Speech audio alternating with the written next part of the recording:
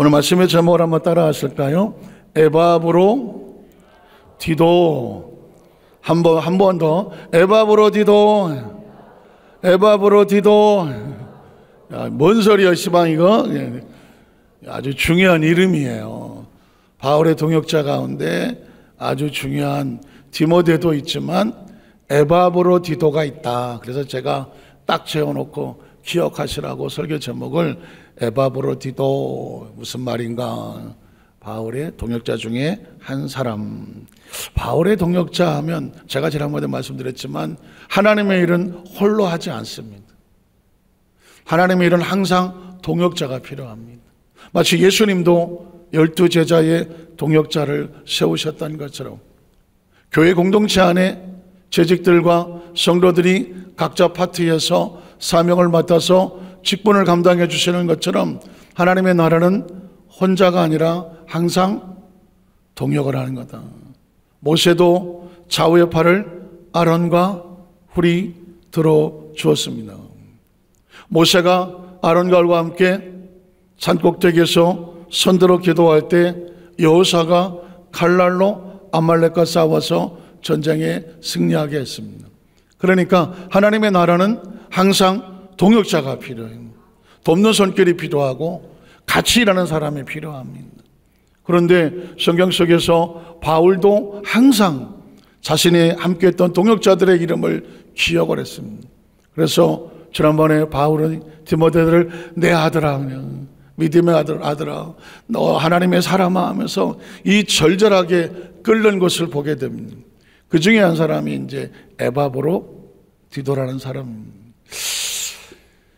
스승을 잘 만난다, 동역자를 잘 만난다, 굉장히 중요한 것 같아요. 제가 이 말씀을 묵상하면서 제가 조 목사님 이제 참 부족하지만 이제 제자라고 또 조 목사님의 제자라고 해도 틀린 말은 아니니까. 그래서 조 목사님 측근에서 뭐 제가 비서실장도 하고 또 조 목사님 제자로서 조 목사님 이름을 딴 영산 신학대학원이라는 곳에서 거기서 공부를 했고 여의도 순복음교회에서 전도사 임명을 받고 거기서 목사 안수를 받고 거기서 목사님으로부터 또 개교회 담임 목사도 받고 또 뭐 미국 선교사도 갔다 와서 지금까지 있는 것도 조 목사님이 그 가르침과 은혜와 그 은총으로 여기까지 와 있는데요. 개인적으로 모시면서 조 목사님이 이제 저한테 해주셨던 이야기들이 그 처음에 진짜 사적인 얘기죠. 뭐 공적인 얘기가 아니니까. 제가 이제 비서실장을 하고 1년이 딱 됐는데 조 목사님께서 퇴근을 안 하셔요. 퇴근 안 하시고 주일날 저녁인데 퇴근 안 하시고 안 나오셔. 보통 이제 나오신 시간이 있잖아요. 주일날 4부까지 설교하시고 그리고 하루 종일 3시간 9시, 11시, 1시 동안 서서 설교를 하셨으니 다리가 얼마나 굳었겠어요. 그러니까 한 씻고 나셔서 결제 다 하고 한 3시, 4시 정도 5시까지는 러닝머신을 타시더라고. 그 사무실 안에, 당회장 사무실 안에 러닝머신 썼어요. 러닝머신을 뛰셔, 1시간을. 그래서 땀을 뽑고 다리를 풀고 몸무 그리고 딱 씻고 한 5시, 6시, 5시 정도면 퇴근을 하셨던 걸로 기억이 나요. 그런데 6시가 돼도 퇴근을 안 하셔. 6시가 돼도. 왜 그럴까? 비서실장만 하는 게 있어요. 문을 살짝 열어봤어요. 혹시 뭐 하시나? 살짝 열어봤더니 기도를 하기로. 목사 항상 이렇게 기도하셔요. 이렇게 팔짱을 이렇게 끼시고 기도를 하셔요. 지금 이런 얘기는 전부 저밖에 모르는 이야기예요. 비서실장만 하는 이야기예요. 원래 그래서 시크릿털이라고 비밀이야 이건 사실. 그런데 이제 뭐 가셨으니까 이렇게 하고 기도를 하셔요. 기도하시는구나. 그런데 퇴근 시간을 지났는데도 기도하시는 얘기가 뭔가 심각한 얘기가 있구나. 그러더니 이제 94년도 제 기억으로는 한 8월 1일을 앞두고 한 4, 5일 전쯤 돼요. 잔치날. 그런데 이제 딱 배를 딱 올리길래 봤더니 결제 가져와라 그랬어요. 마지막 결제를 들어갔더니 목사님께서 뭐라고 말씀하시냐면, 여자 비서는 이제 나가라고 했더니 자네 이리 와. 갔더니 자네 설교 잘하나? 아, 좀 그때처럼 등짝에 땀 흘리긴 처음에 천하의 조인경 목사님이 저 이제 목사 안수 받은 지 3년밖에 안 되는데 92년도에 목사 안수 받고 93, 94 횟수로 3년 뭐 정확히 24개월 조금 넘었는데 설교 잘하나? 뭐라 그럴 거예요? 못합니다. 그래야 돼요? 어떻게? 잘합니다. 그럴 수도 없어. 어떻게 해야 돼? 열심히 하고 있습니다. 열심히 하고 있습니다. 그래? 자네 동기들은 대교장 나갔나?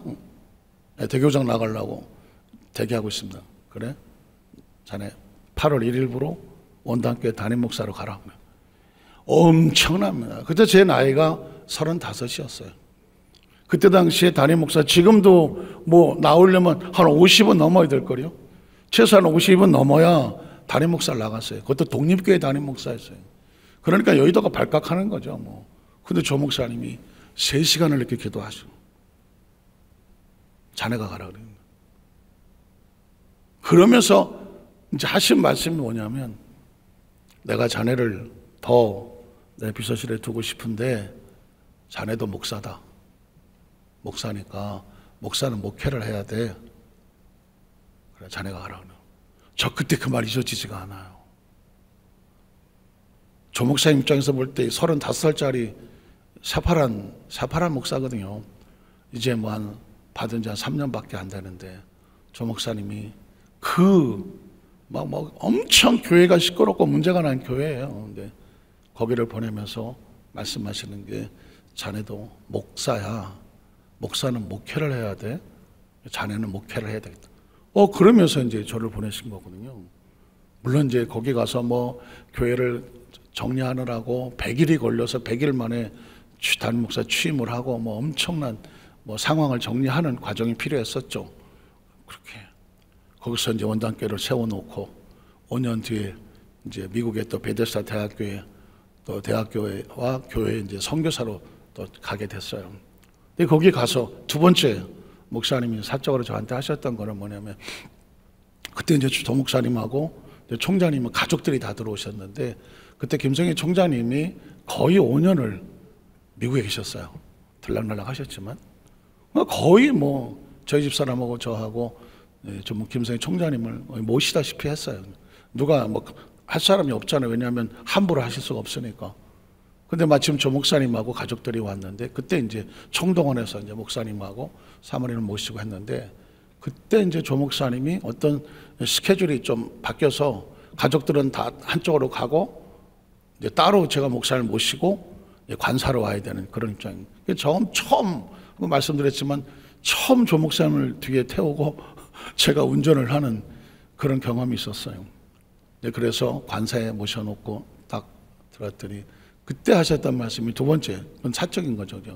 자네가 한국에서는 나를 섬겨주더니 미국에 와서는 우리 꼭 총장님이라 그래요. 우리 총장을 섬겨줘서 고맙다. 그걸로 그동안 힘들고 어렵던 예민교회 사역과 그 모든 어려운 것들은 한 방에 날아가는 거예요. 보통 남자들은 그런 게 있어요. 군대 생활을 하다 보면 무슨 뭐 점검이 나온다, 사열이 나온다, 그러면은 그냥 뭐 한 몇 개월 동안 준비하는 거예요. 준비하고 있다가 뭐 사단장이 됐던 뭐 부대장이 이제 딱 검사하고 나서 한마디 딱 하죠. 수고했어. 그 말 한마디 들으려고 수개월을 그냥 죽어라고 연습하는 거거든요. 만약에 딱 사열을 하고 검열을 하고 아무 말도 안 하고 가. 그럼 어떻게? 큰일 난 거야. 이건 재검이야. 그러니까 그 한마디에 모든 수고가 다 내려가는 거예요. 그리고 나서 자네가 고맙다. 들어가고 나서 차에서 얼마나 울었겠대요. 얼마나 울었는지 몰라요. 그동안 힘들었던 모든 것들이 다 씻겨 내려가더라고요. 마지막은 이제 저희 아버님이 소천을 하시고 조 목사님이 조화를 보내주시고 또 조의금을 보내주셨어. 그래갖고는 그냥 그걸 그대로 저희 집사람하고 목사님한테 도로 갖다 드리면서 이제 무릎을 꿇었어요. 그랬더니 그때 연세가 연만하셨을 텐데 목사님이 집사람 머리를 다 손을 놓고 하시는 말씀이, 내가 너를, 자네들을 더 챙겨주지 못해서 미안하다. 스승이 그렇더라고. 마지막까지 야, 니네들 내 덕 많이 봤지? 이게 아니라 더 챙겨주지 못해서 미안하다 그래요. 와, 그런 분하고, 그런 분을 스승으로 모시고, 그런 분을 담임 목사님, 당회장 목사를 모시고, 그런 분의 제자가 되어져서 같이 한 시대 속에서 동역을 했다? 야, 지금 생각하니까 엄청난 은혜더라고. 엄청난 축복이고. 그래서 조 목사님은 제자가 많아요. 다 품어줘. 어렵고 힘들다고 그러면 다 품어줘. 혹시라도 좀 실수해서 잘못된 길을 나갔다고 할지라도 목사님 죄송합니다 하고, 죄송합니다 하고 오면 다 받아줘. 필요 없어 이씨, 그런 거 없더라고. 그래서 조 목사님은 제자가 많아요. 그래서 전 세계 어디를 가더라도 조 목사님 제자들은 곳곳에서 가보면 다 제자래. 자기가 그냥 제자도 아니야. 자기가 수제자래. 다 영국에 갔더니 영국의 수제자라고 그러고, 캐나다 갔더니 자기가 수제자라고 그러고, 내가 보니까 내가 수제자 같은데 어쨌든 간에 다들 그런 마음으로 사역을 하셨습니다. 저희 집사람 같은 경우는 김상희 총장님을 20년 동안 모시면서 고아원을 또 20년 섬기면서 했던 그런 것들은 지금 돌이켜보면 엄청난 일인데, 동역이란 그렇다. 오늘 성경 속에서도 그냥 디모데, 에바브로, 디도 잘 모르는 이름들이에요. 그런데 바울의 눈물의 그 사역 속에 같이 동역을 함으로 인하여, 와, 이 사람이 바울의 동역자였구나, 에바브로, 디도가 바울의 동역자였구나 라고 하면 그냥 그 이름 속에서 어떤 마음이 들어요? 눈물이 나고, 함께 헌신했던 소중한 사람이구나. 그래서 제가 디모데는 유명해도 에바브로, 디도는 별로 유명하지가 않아요. 한때 죽을 뻔도 하고, 그랬음에도 불구하고 하나님 은혜로 치유받고, 그까지 바울의 기억 속에 있던 사람이 누구다? 한번 뭘 보라고? 애를 좀 보라고. 에바브로, 디도, 이게 이름이에요. 자, 오늘 바울이 에바브로, 디도에 대해서 이렇게 말을 합니다. 빌립보서 2장 25절에 보면, 그러나라는 것은 항상 앞뒤 상황이 바뀔 때 쓰는 말이죠. 그래서 원래 이 빌립보 교회에 디모데를 보내려고 그랬었어요. 디모데를 보내려고 그랬었는데 어떤 상황이 생겨서 디모데를 보내지 못하고, 그러나 에바브로, 디도, 여기서 나오는 게 에바브로, 디도를 너희에게 보내는 것이 필요한 줄로 누가 생각했어요? 바울이 생각했다는 것입니다. 때로 목회가 그래요. 빌립보 교회에서는 지금 디모데가 오는 줄 알아요. 야, 디모데, 바울의 영적 아들 디모데가 이번에 오는구나. 그리고 기다렸는데 디모데를 보낼 형편이 안 돼갖고, 이 바울이 말하기를 이번에는 안타깝지만 에바브로, 디도를 너희에게 보내는 것이 누구 생각에? 바울의 생각에 필요한 줄로 생각해서 에바브로, 디도를 보내겠다는 것입니다. 이 이야기는 뭐냐면, 이게 목회가 그렇더라고요. 어떤 상황 속에서 최종 결정을 누가 해야 돼요? 담임 목사가 해야 돼요. 물론 어떤 장로들과 같이 의논하고 또 교육자를 같이 의논하겠지만은, 어떤 상황 속에서는 최종 결정을 담임 목사님이 해야 할 때가 있어요. 그래서 이번에 뭐 디도가 온다 그러더니, 왜 에바브로 디도가 와요? 디도가 아니라 디모데가 다 디신가? 디모데가 온다고 하더니 왜 이번엔 에바브로 디도가 와요? 할 수가 있어요. 그러나 이 결정과 생각을 누가 한다? 바울이 하는 거죠. 바울이 할 때는 그냥 하는 것이 아니죠. 눈물로 기도하는 가운데 또 피치 못할 상황이 있을 수가 있는 거예요. 그래서 목회란 뭐냐? 어떤 상황이 벌어졌을 때 그건 내 생각하고 안 맞는데, 내 뜻하고 안 맞는데, 내 계획하고 안 맞는데 왜 그렇게 하세요? 왜가 아니라 어떤 경우에는 마지막 결정을 내릴 때는 무슨 특별한 계획이거나 상황이거나 사정이 있을 수 있겠구나. 라고 마음으로 같이 품어줄 수 있는 그 은혜가 같이 목회를 하는 동역자들에게 필요한 거죠. 자, 에바 브로들을 너에게 보내는 게 너에게 필요한 줄로 생각하니. 그래서 그 다음 절에 보면 에바 브로가 누구냐? 혹시 여러분, 전 그런 생각해요. 조 목사님의 기억 속에 나는 어떤 제자로 기억이 될까? 항상, 왜냐하면 제자니까.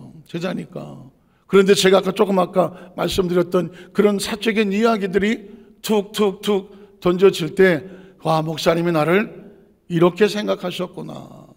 아, 젊은 목사가 목회를 해야지. 비서실장도 중요한데 목회를 해야지. 그리고 네가 나를 위해서 너희 부부가 이렇게 나와 우리 총장님을 섬겨서 고맙다. 이게 다 그분이 우리를 어떻게 생각하는지 하는 생각이거든요. 그 마지막에 노고를 끌고 내가 또 자네들을 챙겨주지 못해서 미안하다. 이게 마음이거든요. 그래서 눈물이 나는 거거든요. 전 우리 여도수 만작교회 성도들이 이때까지 신앙생활을 하면서 이런 생각도 해보셔야 돼요. 하나님은 나를 어떻게 생각하실까?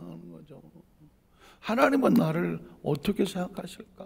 내가 하나님 일을 한다고 열심히 신앙생활하기는 하지만 나에 대한 주님의 생각을 여러분 느낄 수 있다면 얼마나 귀하고 감사하겠어요. 전 이 바울이 에바브로디도에 대해서 이렇게 말하는 거예요. 에바브로디도 내 형제야.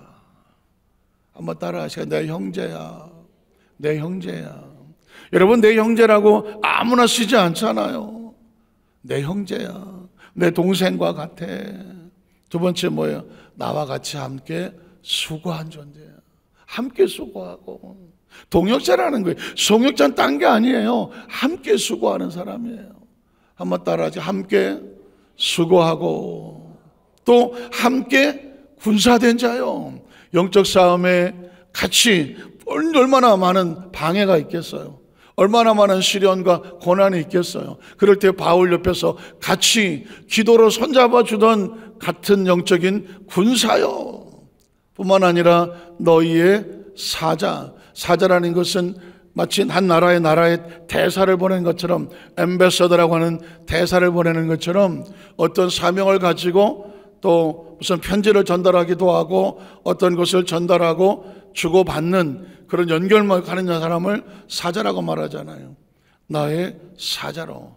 그리고 마지막에 보면 나의 쓸 것을 돕는 자였다고 말하는 거예요. 그러니까 바울이라고 하는 어떤 귀한 사역자가 앞에서 일을 할 때에 그 옆에서 같이 돕는 사람이 형제와 같이, 그리고 함께 수고해주고, 그리고 함께 힘을 쓰고 기도의 동역자가 되어주고 영적 싸움의 군사가 되어주고, 때로 어떤 일을 같이 연락하고 주고받는 일에 같이 도움을 주고, 뿐만 아니라 그 바울이 사역을 할 때에 내가 쓸 것을 에바브로디도가 어떻게 했다고 말해요? 그 사역에 돕고 동참하는 사람이었습니다. 그러니까 사실은 제가 처음에 말씀드렸죠. 하나님의 나라는 전체 홀로 하는 게 아니에요. 항상 돕는 동역자들이 있어야 돼요. 함께 수고하는 사람들이 있어야 돼요. 함께 형제와 자매가 되어줘야 돼요. 영적 싸움의 어떤 문제를 같이 모여서 기도합시다 하면 열리를 제쳐놓고 우리 같이 와서 기도의 손을 들어줘야 돼요. 그리고 교회에서 내가 할 게 뭐가 있겠습니까? 나를 사용해 주십시오 라고 스스로 봉사자의 모습으로 나와줘야 돼요. 그리고 동역자는 뭐냐? 어떤 사역에 있을 때에 내가 어떻게 좀 같이 동참할 수 없겠습니까? 시간적으로 또 물질적으로 또는 달란트적으로 내가 할 수 있는 것 난 동참하기를 원합니다. 여기 보면 바울은 내가 쓸 것을 누가 도왔다고 말해요? 에바브로디도가 도왔다고 말하는 것입니다. 참 귀하게요. 하나님의 나라를 보면 어떤 사람은 난 뭐 그냥 예배만 드리고 다녀 이렇게 신앙생활 하는 거지 하시는 분도 있어요. 그런데 어떤 분들에게는 내가 뭘 어떻게 하면 하나님의 나라에 동참할 수 있을까? 뭐에 내가 교회에 필요한 사람이 될 수 있을까? 내가 어떻게 하면 나의 작은 거지만 작은 거지만 교회의 힘이 될 수 있을까라는 마음을 준 사람이 있더라고. 그런 마음을 가진 사람들이 있더라고. 저는 오늘 3일 예배에 나와서 예배하는 우리 모든 성도들의 마음속에 내가 교회의 벽돌 한 장이라도, 교회의 문틀 하나라도, 교회의 기둥이라도, 교회의 지붕이라도 하나님 교회를 세워나가는데 하나님, 우리가 힘이 되게 하여 주시옵소서. 여러분, 바울의 기억 속에 교활의 사역을 위해서 바울이 쓸 것을 누가 도왔다고요? 에바브로 디도가 도왔대. 그러니까 에바브로 디도의 기억 속에는 어떤 사람이에요? 그런 나의 사역을 위해서 쓸 것을 도왔던 사람이에요. 상급이 뭐겠어요? 상급은 딴 게 아닙니다. 주인의 기억 속에 어떤 인식을 가지고 있냐가 중요하죠. 여러분, 달란트를 보십시오. 2달란트, 5달란트 받은 사람에게 주인이 뭐라고 말해요? 착하고 충성되구나. 누가 느끼기에 그런 거예요? 주인이 보기에 그런 거예요. 5달란트를 맡겼더니 5달란트를 또 가져왔어. 2달란트를 맡겼더니 2달란트를 또 가져왔어. 주인이 볼 때는 자기에게 남는 게 아니에요. 5달란트 남겼다고 해서 주인이 야, 너 더 가져라 하겠어요? 2달란트 남겼다고 해서 야, 하나 너 가져라 하겠어요? 그런 계약이 없어요. 그냥 맡겨주었을 뿐이에요. 그런데 최선을 다하고 주인 앞에 내어놓아요. 그때 주인이 느끼기에 야, 너 참 착하고 충성되구나. 지극히 적은 일에 최선을 다했으니 내가 너에게 더 많은 것을 맡겨도 되겠구나. 그거예요. 처음에 달란트 맞은 거는 나 5달란트 맡겼는데 5달란트 내놨습니다. 2개는 저를 주시죠. 계산하는 사람이 아니었어요. 그 마음을 보시려고 그렇게 한 거예요.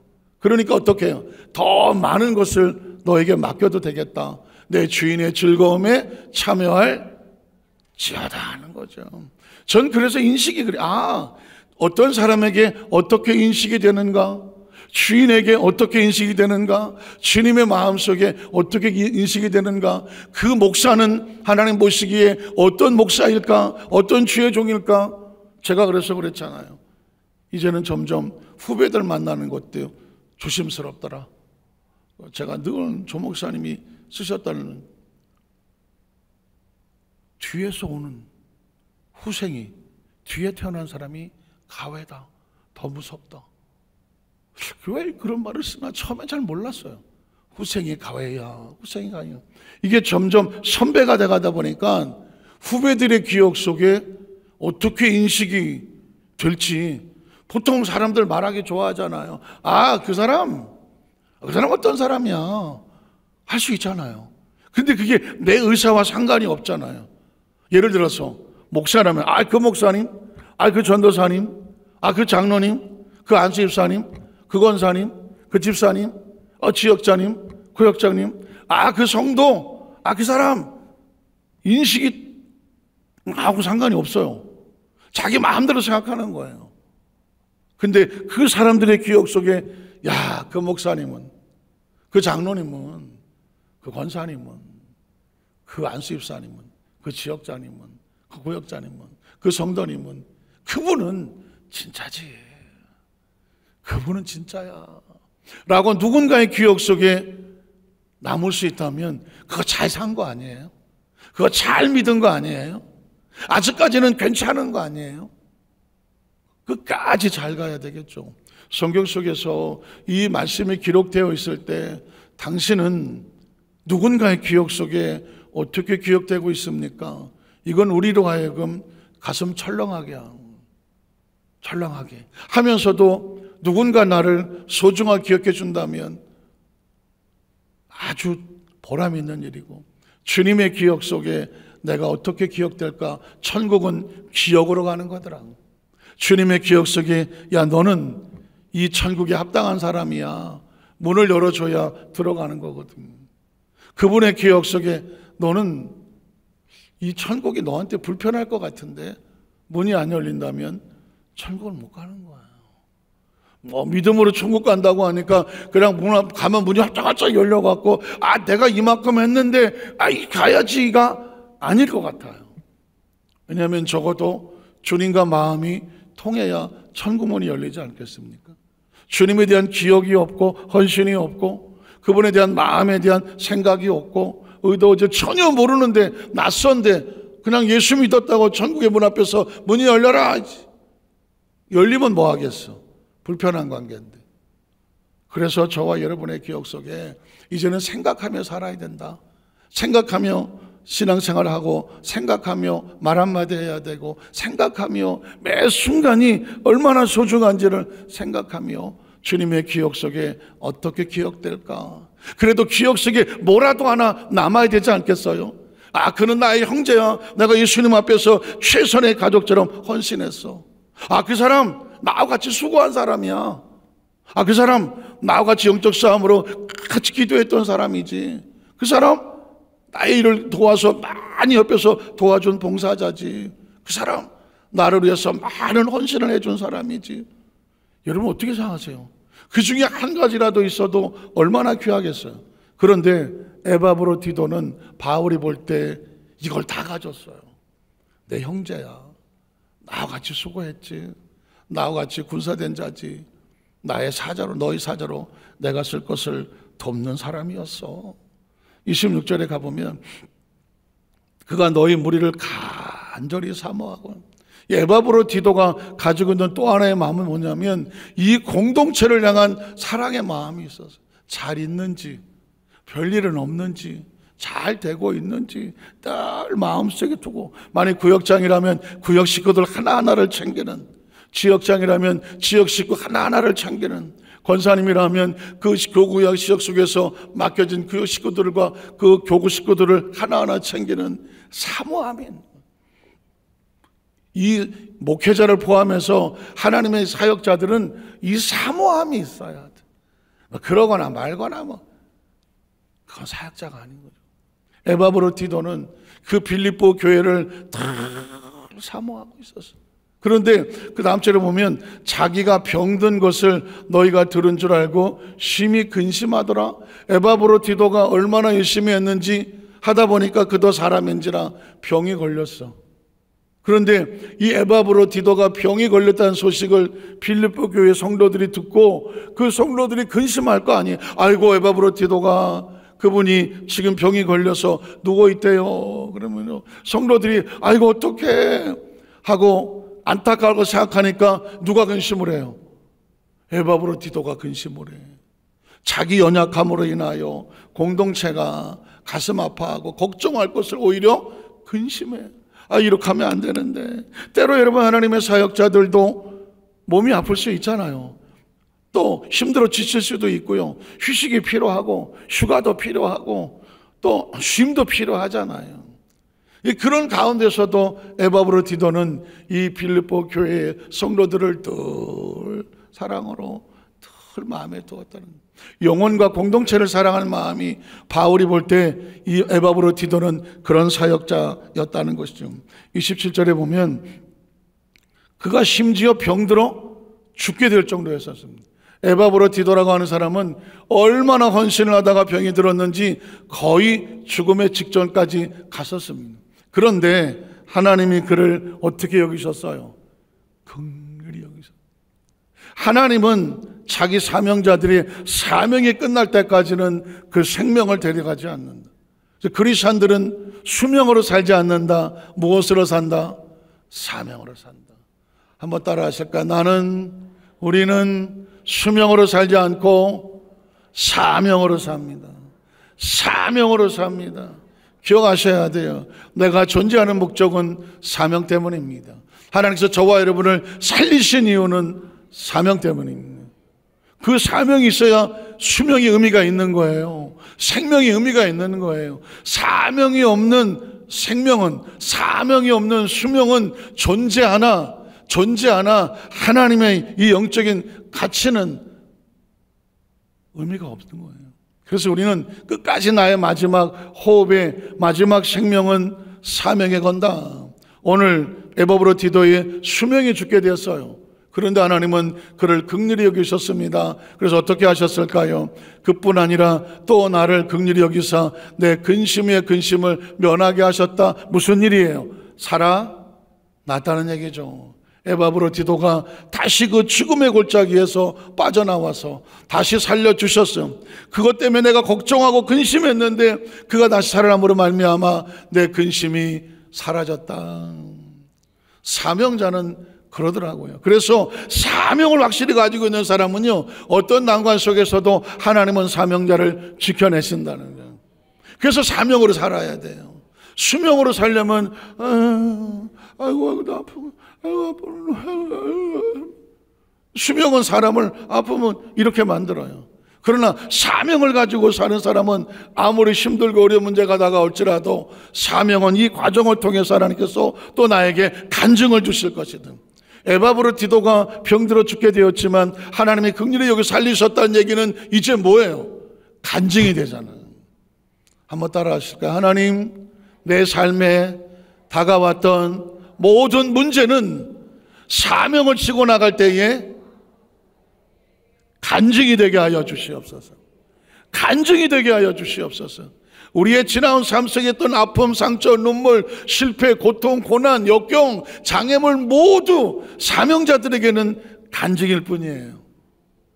만약에 사명이 없으면 아휴, 저 집은 아무 문제도 없이 잘 사는데 나는 재수도 없고 뭐 부모도 못 만났고 남편도 잘못 만났고 뭐 남편을 못 만나서 자식 복도 없고 뭐도 없고 이게 투덜투덜하게 된다고요.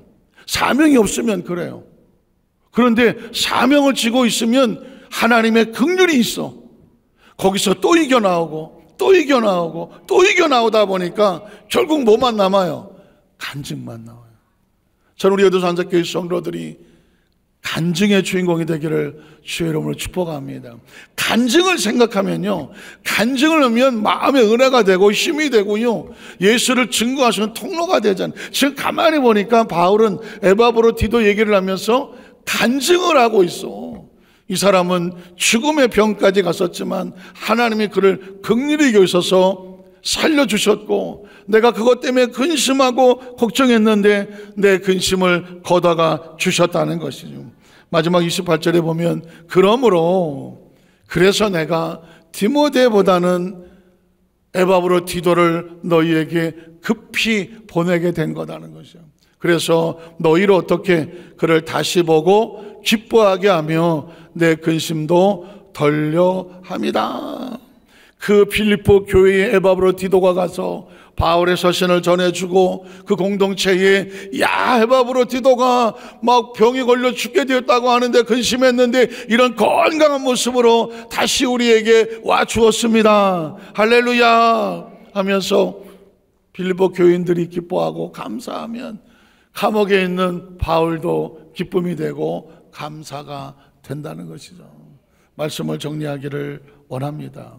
에바브로디도는 바울의 동역자긴 하지만 사실은 우리의 모습이어야 됩니다. 한번 따라 하실까요? 에바브로디도는 바로 나다. 바로 나다. 내가 에바브로디도다. 이걸 하나님께서 우리에게 마음에 그려주는 거죠. 그리스도의 귀한 사명을 함께 지고 가는 그는 나의 형제요. 우린 예수님 안의 형제와 자매들입니다.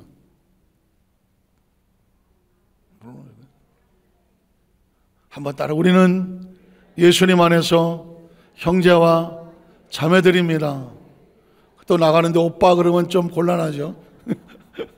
뭐 그러진 않겠죠. 우리는 그런 의미로 형제와 자매와 같고, 또 우리는 함께 군사된 자요, 함께 수고하는 자요, 그렇죠? 함께 봉사하는 자요, 우리가 피차 서로 힘이 되어주는 축복의 통로들이라서 바울의 기억 속에 남았다는 얘기는 누구의 기억 속에 있겠어요? 주님의 기억 속에 있죠.